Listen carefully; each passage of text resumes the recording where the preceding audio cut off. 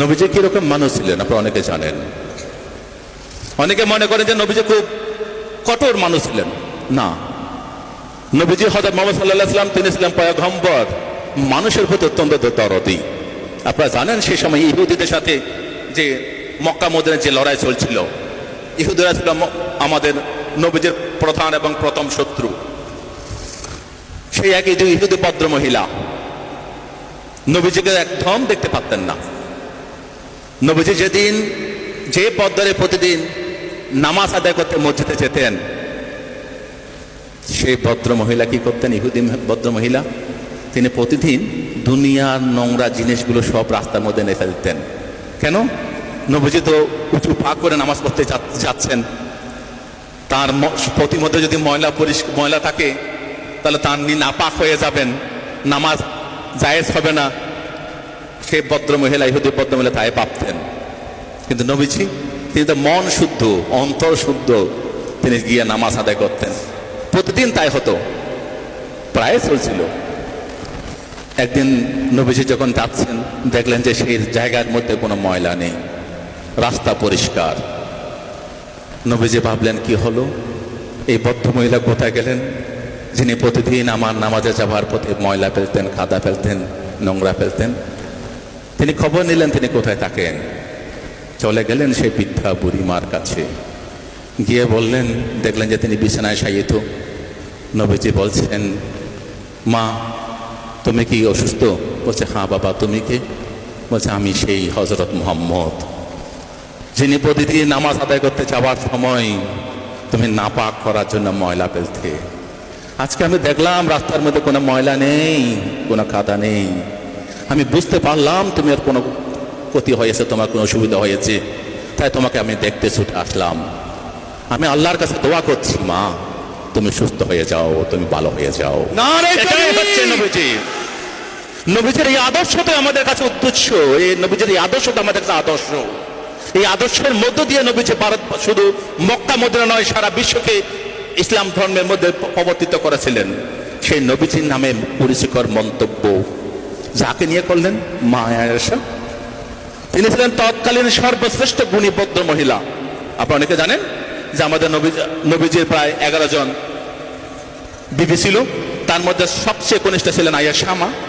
এই আয়েশা ছিলেন সবচেয়ে জ্ঞানী এবং গুরুগম্ভীর ভদ্র মহিলা, যিনি পবিত্র আল কোরআন নবীজির পরে এই ভারত মক্কা মদিনার মধ্যে তিনি আল হাদিসকে তিনি রপ্ত করেছিলেন এবং সেগুলো প্রসার করার দায়িত্ব নিয়েছিলেন সেই মা আয়েশা।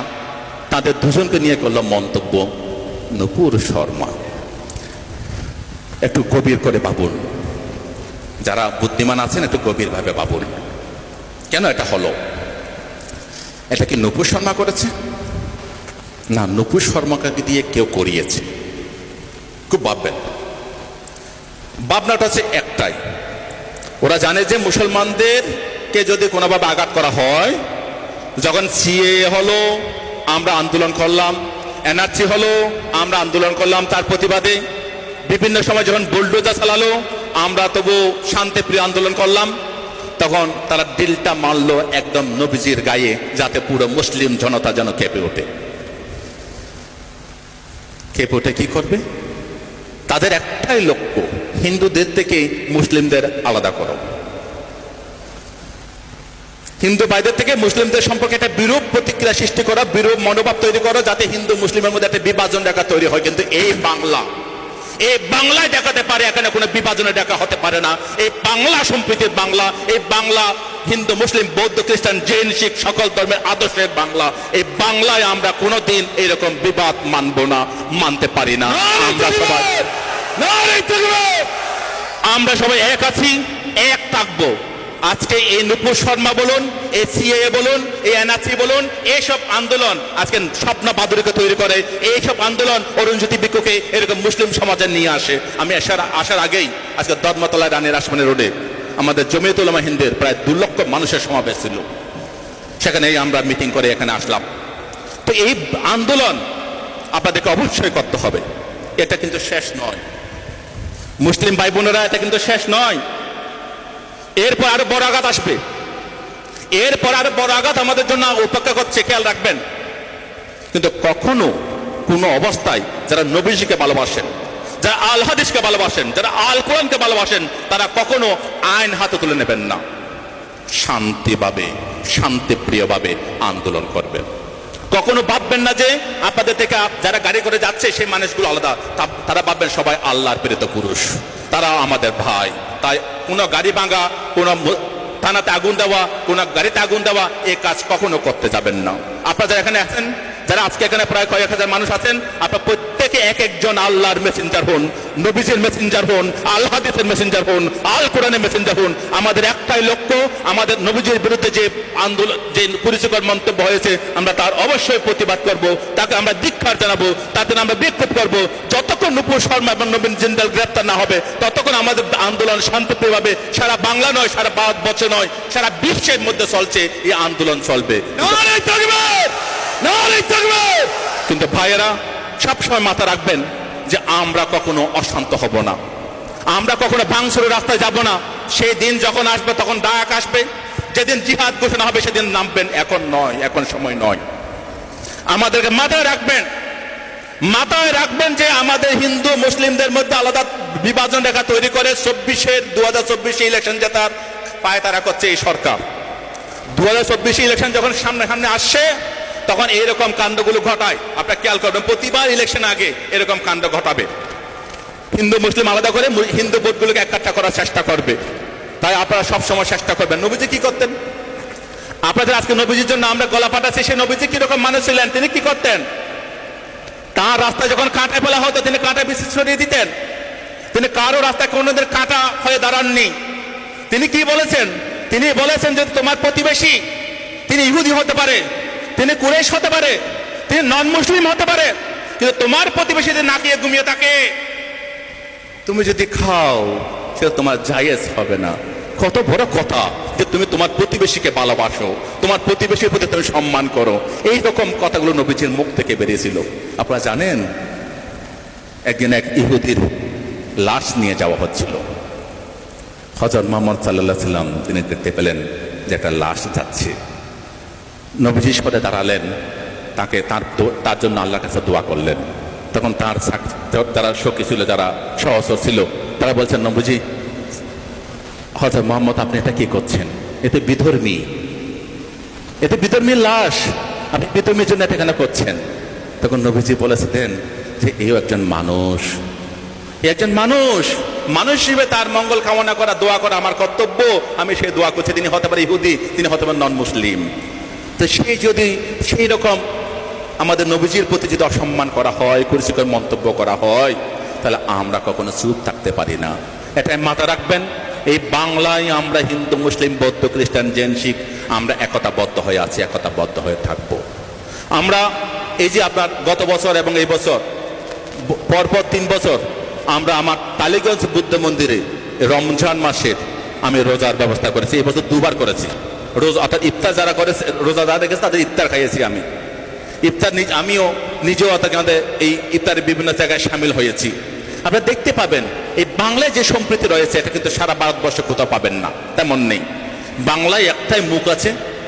আপনারা যে পার্টি করুন, কেউ আইএসএফ করতে পারেন, কেউ সিপিএম করতে পারেন, কেউ কংগ্রেস করতে পারেন, কেউ বা তৃণমূল নাও করতে পারেন, কিন্তু বাংলার যে নেত্রী একটা রয়েছেন, ভাগিনী একটা রয়েছেন, সেটা হচ্ছে মমতা ব্যানার্জি, যিনি নিজের অন্তর থেকে লড়াই করে বাংলাকে যেমন জয় করেছেন, ভারতবর্ষকে জয় করার জন্য কাজ করছেন।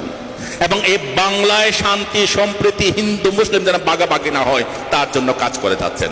অন্তত তার প্রতি দায়িত্বপরায়ণ হয়ে আপনারা কখনো ভাঙচুরের রাস্তায় যাবেন না, কখনো আপনারা কারো ক্ষতি করার চেষ্টা করবেন না।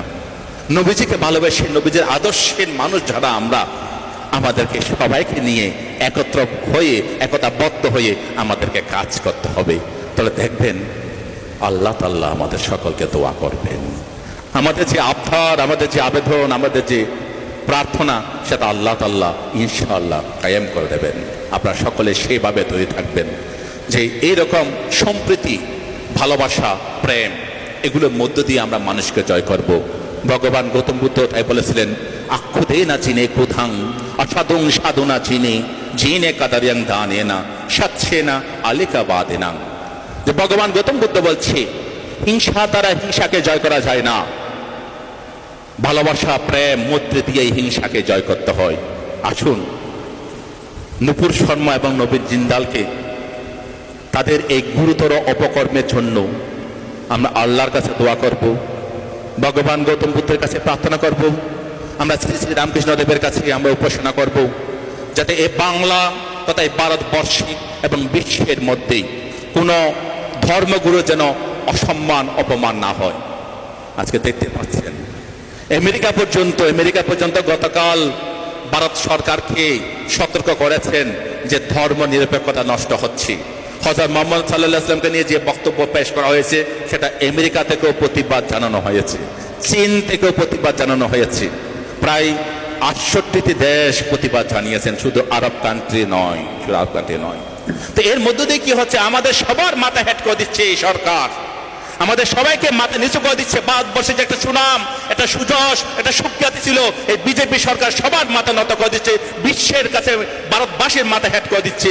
তাদের যে বিভাজন নীতি, তারা যে হিন্দু মুসলিমের নীতি নিয়ে হিন্দুদেরকে তুলে ধরে এটাকে হিন্দুস্তান করার চেষ্টা করছে। আমরা এই ভারতবর্ষকে হিন্দুস্তান চাই না, আমরা এই ভারতবর্ষকে ভারত হিসেবে চাই, ভারতবর্ষ হিসেবে চাই। সেই আবেদন জানিয়ে আমরা নবীজির প্রতি যে অপমান, যে কুরুচিকর মন্তব্য করা হয়েছে তার তীব্র ধিক্কার জানিয়ে নূপুর শর্মা এবং নবীন জিন্দালের অবিলম্বে গ্রেপ্তারির দাবি জানিয়ে তাদের দৃষ্টান্তমূলক শাস্তির আবেদন করে আপনাদের সকলকে শান্ত, সম্প্রীতি এবং ঐক্যতা বজায় রেখে বিক্ষোভ প্রদর্শনের আহ্বান জানিয়ে আজকে উলামা পরিষদ মিনাকা ব্লক থেকে যেই বিক্ষোভ সমাবেশ এখানে করা হলো, আমাকে যারা এখানে আসার জন্য আমন্ত্রণ জানিয়েছেন, আমাদের গিয়াসউদ্দিন থেকে তাজউদ্দিন ভাই, আমাদের শফিকুল ইসলাম, তাদের সকলকে আমার কৃতজ্ঞতা জানিয়ে আপনারা যারা আমার প্রিয় ভাইয়েরা আছেন, বোনেরা আছেন, আপনারা প্রত্যেকেই সম্প্রীতির জন্য কাজ করবেন, শান্তিপ্রিয়ভাবে লড়াই করবেন।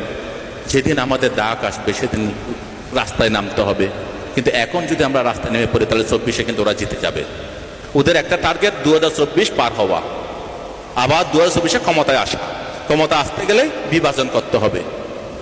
তাই আমাদের সকলকে সতর্ক থাকতে হবে যাতে আমরা যেন কোনো বন্ধুকে না হারাই, কোনো হিন্দু যেন আমাদের থেকে সরে না যায়, কোনো বৌদ্ধ, খ্রিস্টান, জৈন, শিখ তারা যেন মুসলিমদের থেকে সরে না যায়।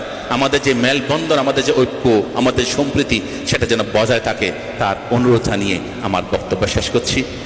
আমি আল্লাহ তাআলার কাছে প্রার্থনা করি আপনাদের সকলের যে আবেদন আল্লাহ তাআলা সেটা মকুব করুন, সেটা আমাদের সকলকে দিন।